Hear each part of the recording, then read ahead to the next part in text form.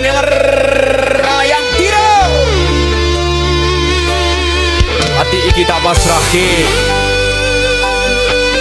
nanging jebul omong ana lame.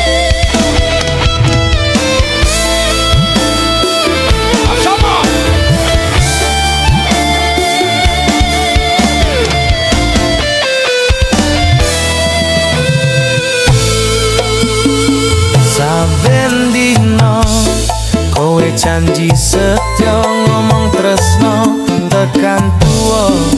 Aku sing tulus ngancani uripmu, ora nyangka mung dadi korbanmu. Aku kerja banting balong kanggo besok urip bareng, nanging kenapa kowe ngapusi ana priya liya sing ngancani. Nalika aku percaya kowe malah gawe gelo, jenengku mung kanggo status, jaremu tresnoku ora tulus. Jebule ngapusi tresnoku mbok ijoli janji palsu. Jebule ngapusi aku setya kowe malah mlayu. Jebule ngapusi ning arep mesemburi guyu kelam. Wis cukup aku ora kuat, iki ati dudu malaikat.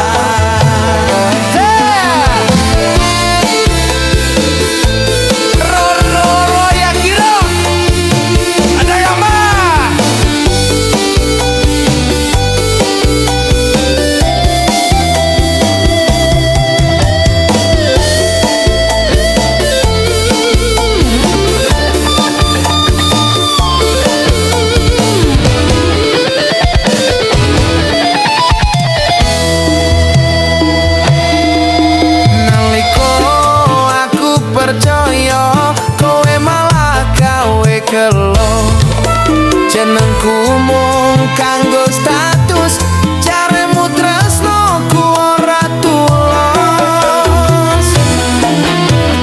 Jebule ngapusi tresnoku mbok ijoli janji palsu. Jebule ngapusi aku setya kowe malah mlayu. Jebule ngapusi ning arep mesemburi guyu gelem. Wis cukup aku ora kuat, iki ati dudu malaikat.